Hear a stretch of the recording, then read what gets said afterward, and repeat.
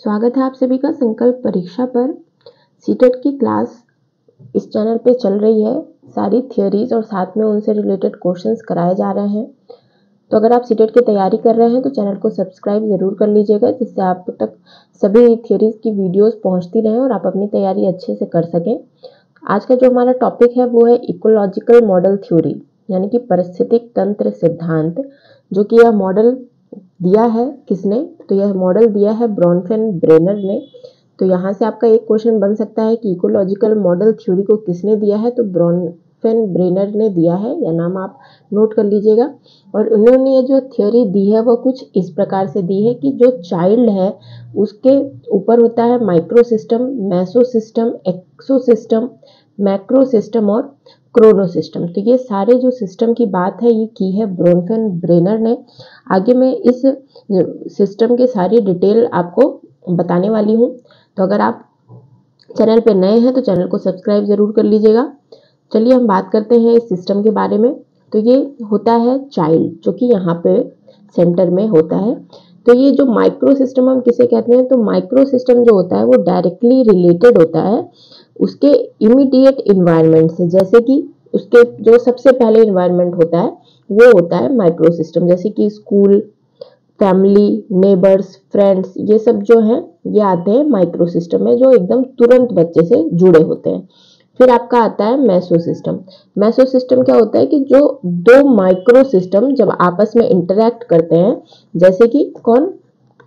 Parents और आपके जो टीचर होते हैं, टीचर, ये जब आपस में इंटरेक्ट करते हैं तो ये हो जाता है आपका मेसो सिस्टम। जैसे कि अब यहाँ पे दो माइक्रो सिस्टम इसलिए हुआ, पेरेंट्स आपके होम और टीचर आपका स्कूल में है। तो यहाँ पे दो माइक्रो सिस्टम आपस में इंटरेक्ट कर रहे हैं। जैसे कि पेरेंट्स टीचर मीटिंग में होता है, पीटीएम होता है ना, तो इसमें पीटीएम में जो बातें आती हैं वो आती हैं आपकी मेसो सिस्टम के अंतर्गत। फिर आपका आता है उसके बाद एक्सो सिस्टम। तो एक्सो सिस्टम क्या होता है? एक्सो सिस्टम होता है सोशल सेटिंग, जहां बच्चे डायरेक्ट पार्टिसिपेट नहीं हो परंतु उन पर उसका असर पड़ता हो। जैसे कि अगर मैं एग्जांपल के लिए बताऊं कि फादर का जो वर्क प्लेस होता है, फादर्स वर्क प्लेस, जहाँ पे बच्चे के पेरेंट्स, फादर मदर कोई भी हो, वहाँ पे जो भी काम करते हैं तो उसका जो इम्पैक्ट होता है वो बच्चे पे भी पड़ता है। जैसे कि अगर फादर को वहाँ पे कोई टेंशन है तो उस तरीके से वो घर पे आके कुछ भी रिएक्ट कर रहे हैं, या फिर ट्रांसफ़र हो रहा है तो उससे बच्चे जो है अपने दोस्तों से अलग हो गए, अपने स्कूल से अलग हो गए। तो जो ये मेसो सिस्टम होता है इससे, सॉरी एक्सो सिस्टम जो होता है इससे बच्चों पे भी फर्क पड़ता है। तो ये आ जाता है आपका एक्सो सिस्टम के अंदर। फिर आपका आता है मैक्रो सिस्टम। तो मैक्रो सिस्टम क्या होता है? मैक्रो सिस्टम होता है कि फोकस करता है समाज और संस्कृति का, यानी कि सोशल नॉर्म्स का, कल्चर या पॉलिटिकल सिस्टम, इन सब पे बच्चों पे क्या ही असर पड़ता है। तो ये हो जाता है आपका मैक्रो सिस्टम। जैसे कि इसमें आपका वेल्थ आ जाता है, जियोग्राफिकल लोकेशन भी आ जाता है। जियोग्राफिकल लोकेशन इसलिए आ जाता है क्योंकि अलग अलग जगह का अलग अलग कल्चर होता है, इस वजह से उसका असर अलग अलग बच्चों पे अलग अलग तरीके से पड़ता है। तो ये आ जाता है आपका मैक्रो सिस्टम के अंतर्गत। अब क्रोनो सिस्टम क्या होता है?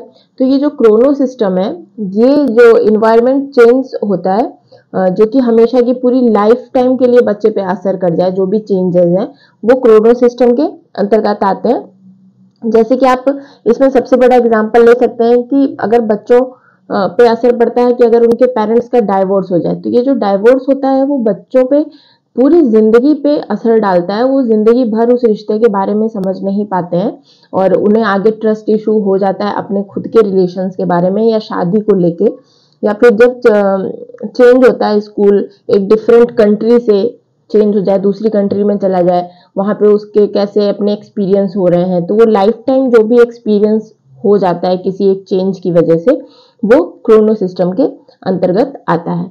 तो यहाँ पे अगर हम उसके डिटेल के बारे में एक लाइन में आपको समझाएं तो माइक्रो सिस्टम जो होता है, माइक्रो सिस्टम ब्रॉनफेन ब्रेनर का सिद्धांत है, या पहला स्तर है और वह चीजें हैं जिनको बच्चों के साथ उसके तत्काल वातावरण में सीधा संपर्क होता है। अब जैसे यहाँ पे आप इसको हमेशा ये याद रखिएगा कि ये किस फॉर्म में है कि सबसे पहला कौन सा लेयर है, उसके बाद का कौन सा लेयर है, क्योंकि इस तरीके से आपके एग्जाम में पूछ सकता है। तो आप MME और MC ऐसे याद रख सकते हैं कि माइक्रो, मेसो, एक्सो, फिर मैक्रो और क्रोनो। तो इस तरीके से आप उसके लेयर को याद रखिएगा कि पहला लेयर कौन सा है, सेकंड लेयर कौन सा है, ये एग्जाम के लिए महत्वपूर्ण हो जाता है।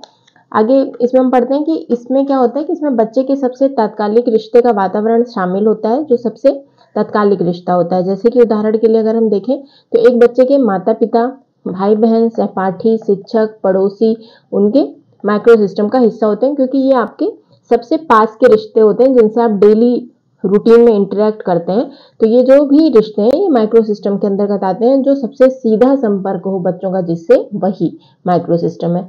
मेसो सिस्टम क्या है? तो मेसो सिस्टम वह है जहां किसी व्यक्ति के व्यक्तिगत माइक्रो सिस्टम स्वतंत्र रूप से कार्य नहीं करते हैं, बल्कि आपस में जुड़े होते हैं और एक दूसरे पर प्रभाव डालते हैं। जैसे कि मैंने आपको बताया था कि पेरेंट्स और टीचर जब पीटीएम में मिल रहे होते हैं, यानी कि दो माइक्रो सिस्टम जब आपस में मिल रहे होते हैं, तो वो मेसो सिस्टम हो जाता है। मेसो सिस्टम में बच्चे के जीवन में विभिन्न माइक्रो सिस्टम्स के बीच बातचीत शामिल होती है, जैसे कि पीटीएम। उदाहरण के लिए एक बच्चे के माता पिता और शिक्षकों के बीच खुला संचार दोनों वातावरणों में स्थिरता प्रदान करता है।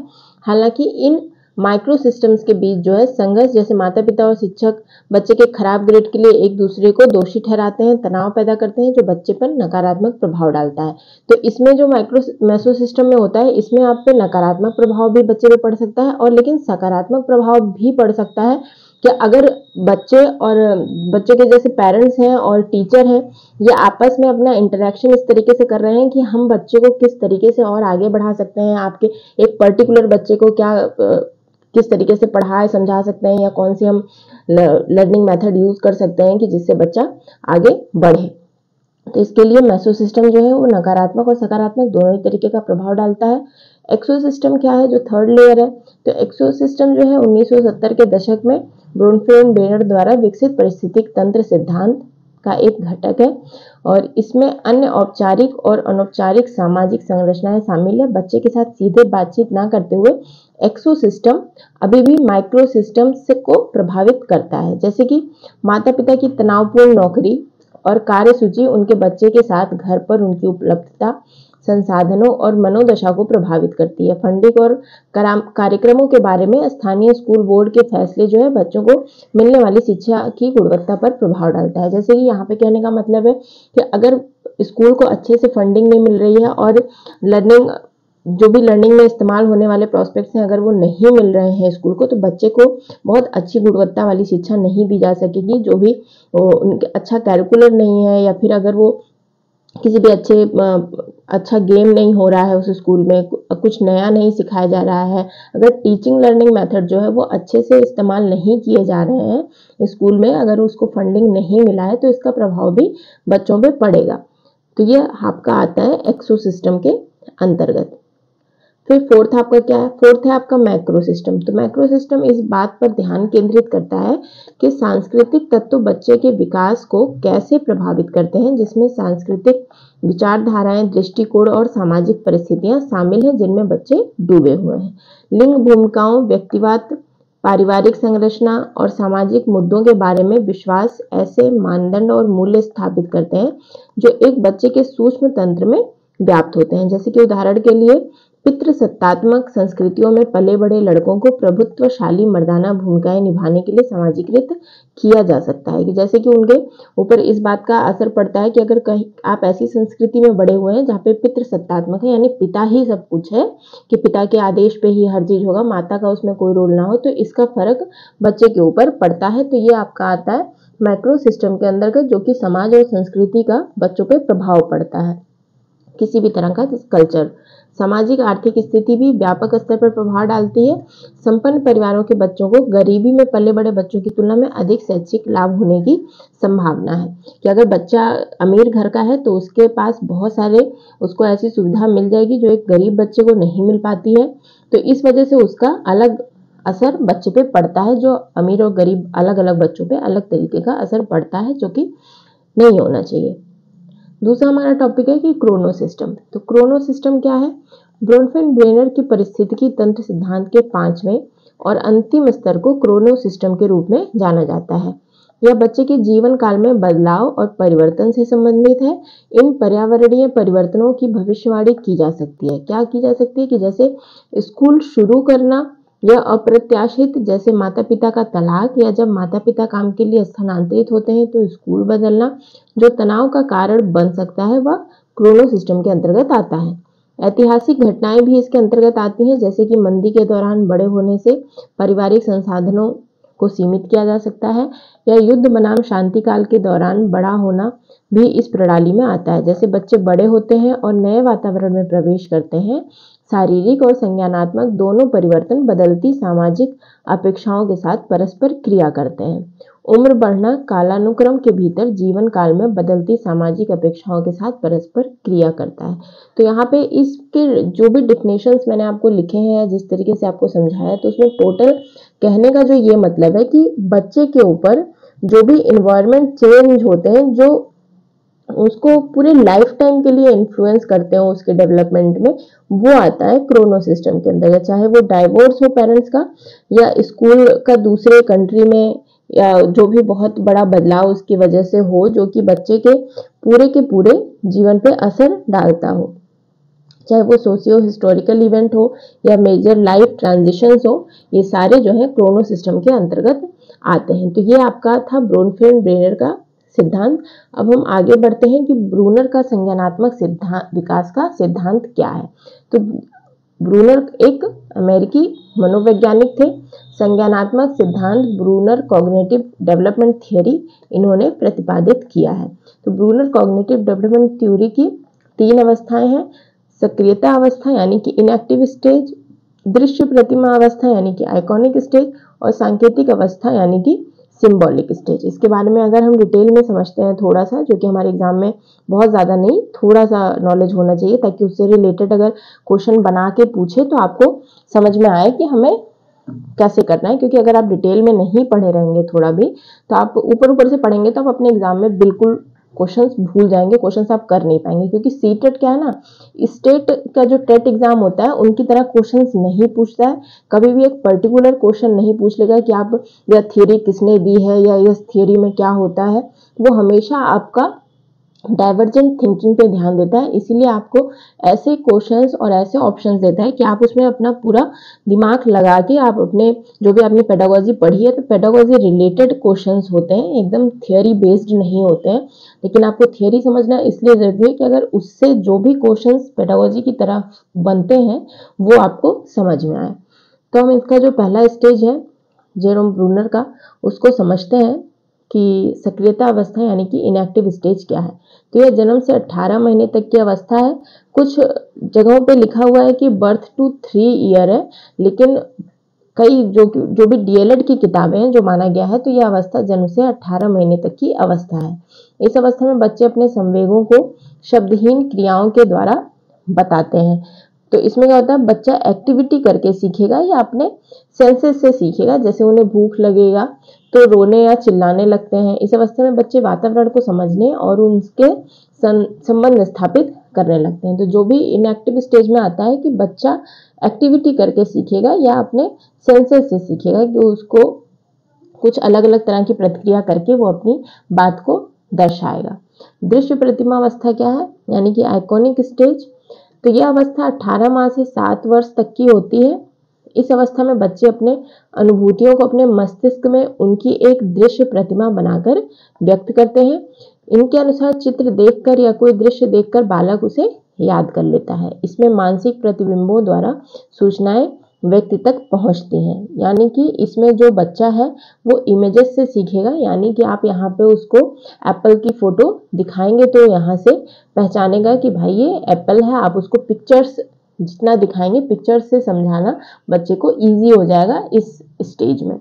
फिर आता है आपका तीसरा सांकेतिक अवस्था यानी कि सिंबॉलिक स्टेज। तो यह जो अवस्था होती है ये 7 वर्ष से आगे की अवस्था होती है।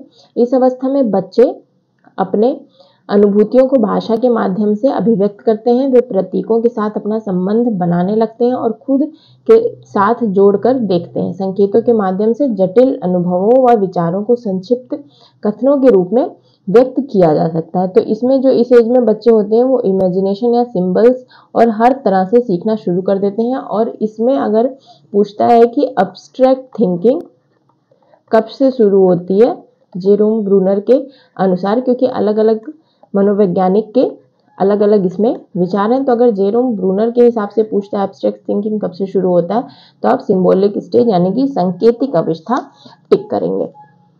तो आगे अब इसमें और जो बात हो सकती है वो यह है कि ब्रूनर कॉग्निटिव डेवलपमेंट थ्योरी की विशेषताएं क्या है। तो यह सिद्धांत सीखने में पुनर्बलन, पुरस्कार व दंड आदि पर बल देता है। इस सिद्धांत के अनुसार अगर बालक को कोई चीज सिखाई जा रही है तो उसे विषय वस्तु को अनुक्रम और बारंबारता से प्रस्तुत किया जाए, जिससे बच्चे तार्किक ढंग से अपनी कठिनाई स्तर के अनुसार सीखते चले जाते हैं। तो ये आपका मैंने जो भी जेरोम ब्रूनर की इम्पोर्टेंट स्टेज में जो इम्पोर्टेंट बात थी आपको समझाने के लिए वो आपको बता दी है, ताकि आप अपना क्वेश्चन इस पे कर सकें। आगे बढ़ते हैं स्पाइरल कैरिकुलम। इससे आपका एक क्वेश्चन बन सकता है, इसलिए मैंने आपको ये अलग से करा दिया है कि स्पाइरल कैरिकुलम क्या होता है। वर्तुलाकार पाठ्यक्रम, वर्तुलाकार से जैसे स्पाइरल बुक्स या कॉपी होती है ना, इस तरीके की, तो ये होता है स्पाइरल। जेरोम ब्रूनर का सर्कुलर पाठ्यक्रम शिक्षा के प्रति एक दृष्टिकोण है, जिसमें एक छात्र की शिक्षा के दौरान समान शैक्षिक विषयों पर नियमित रूप से दोबारा विचार करना शामिल है। कहने का मतलब यह है कि कोई बच्चे को जब हम जैसे शुरू से पढ़ाते हैं, वो नर्सरी में पढ़ रहा है, फिर वो एलकेजी में जा रहा है, फिर वो यूकेजी में जा रहा है, तो अगर वो एलकेजी में जा रहा है तो वो नर्सरी के जो भी सिलेबस है आप उसको एक बार यहाँ पे रिमाइंड करा देंगे, और उससे ही आगे बढ़ते हुए जो भी सिलेबस होता है वो आगे बनाया जाता है। यानी कि पीछे की जो भी आपकी नॉलेज है उससे जोड़कर आगे की नॉलेज देना, यह आता है स्पाइरल कैरिकुलम के अंतर्गत। तो स्पाइरल पाठ्यक्रम को एक ऐसे पाठ्यक्रम के रूप में परिभाषित किया गया है जो समय के साथ समान विषयों पर लौटता है या उन तरीकों से जुड़ा हुआ है जिनमें कुछ सीखना और फिर आगे बढ़ना शामिल है। यानी कि अपनी जो भी आपकी नॉलेज है उससे जोड़ के जो भी उसका पिछला ज्ञान है, जो भी उसने पहले ज्ञान उसको मिला है, उससे जोड़ के आप उसकी आगे की नॉलेज को देंगे। जैसे यहाँ पे ये है स्पाइरल। तो ब्रूनर की जो 3 फोल्ड एनालिसिस एक्सपीरियंस है, यानी कि ये स्पाइरल कैरिकुलम के पिक्चर की वजह से मैंने इसको लिया हुआ है। तो इस प्रकार का ये होता है स्पाइरल कैरिकुलम, यानी कि यहाँ से आप जोड़ते हुए उसको आगे की नॉलेज देंगे। अब जैसे कि इसके भी 3 सिद्धांत हैं कि पाठ्यक्रम को सर्पिलर दृष्टिकोण में 3 प्रमुख सिद्धांत हैं जो दृष्टिकोण को अच्छी तरह से सारांशित करते हैं। 3 सिद्धांत हैं कौन से? चक्रीय, छात्रों को अपने पूरे स्कूल करियर के दौरान एक ही विषय पर कई बार लौटना चाहिए। बढ़ती गहराई, हर बार जब कोई छात्र विषय पर लौटता है तो उसे गहरे स्तर पर सीखना चाहिए और अधिक जटिलता का पता लगाना चाहिए। पूर्व ज्ञान, किसी विषय पर लौटते समय छात्र के पूर्व ज्ञान का उपयोग किया जाना चाहिए ताकि वे नए सिरे से शुरुआत करने के बजाय अपनी नींव से निर्माण कर सके। तो ये पूर्व ज्ञान सबसे इम्पोर्टेंट टॉपिक जो आपका सीटेट है वो इससे क्वेश्चंस बना के देता है कि किस तरीके से बच्चों को आगे समझाना है कि क्या जो भी उनका पूर्व ज्ञान है क्या वो बच्चे के लिए अच्छा है, बुरा है, इस तरीके से आपसे पूछेगा। तो हमेशा आपको पूर्व ज्ञान जो है उसे अच्छा मानना है और उसी से जोड़कर रिलेट करके आपको आगे की क्लासेस के लिए उसे समझाना है। तो कभी भी अगर आपसे क्वेश्चन में पूछता है कि पूर्व ज्ञान बच्चे के लिए सकारात्मक प्रभाव डालता है या नकारात्मक प्रभाव डालता है, तो यह दोनों तरीके का प्रभाव डाल सकता है। सकारात्मक प्रभाव इसलिए कि अगर उसने अच्छी चीजें सीखी हैं तो टीचर उसको अच्छी तरीके से और रिलेट करके उसके बारे में और आगे पढ़ाएगा, समझाएगा। और अगर उसने कुछ गलत चीजें सीखी हैं तो यह टीचर को पता चलेगा और वो उस चीज के बारे में जो भी गलती से बच्चे ने सीखा है उसको करेक्ट करेगा। ये टीचर का काम हो जाएगा। तो टीचर के लिए बच्चे का पूर्व ज्ञान जो है वो बहुत इंपॉर्टेंट होता है आगे की पढ़ाई के लिए। तो ये आपका स्पाइरल कैरिकुलम और जो भी जेरोम ब्रूनर से रिलेटेड था। तो एक इम्पॉर्टेंट बात और है कि जो स्पाइरल कैरिकुलम है ये दिया किसने है? तो ये दिया है जेरोम ब्रूनर ने। तो यह स्पाइरल कैरिकुलम की बात जेरोम ब्रूनर ने की है, यानी कि वर्तुलाकार पाठ्यचर्या जो कि पूर्व ज्ञान से रिलेटेड है वो बच्चों के लिए बहुत ही ज़्यादा आवश्यक है। तो आज की क्लास में 2 थियोरी मैंने आपको कराई है। इसके आगे हम पियाजे की थ्योरी पढ़ेंगे और वाइगोत्स्की की भी थ्योरी पढ़ेंगे, कोलबर्ग की भी थ्योरी पढ़ेंगे। तो ये सारी थ्योरी से आप जुड़े रहने के लिए चैनल को सब्सक्राइब कर लीजिए। इससे रिलेटेड मैं आपको क्वेश्चंस भी कराऊंगी जिससे आपकी प्रैक्टिस बहुत अच्छी तरीके से हो सके। तो अगर आप अच्छी प्रैक्टिस करना चाहते हैं और अच्छे से थियरी पढ़ना चाहते हैं तो आप चैनल को सब्सक्राइब करिएगा और बेल आइकन को प्रेस ज़रूर करिएगा, जिससे मेरी नोटिफिकेशन आप तक पहुंच सके और आप अपने एग्ज़ाम के लिए बेहतर कर सकें। धन्यवाद।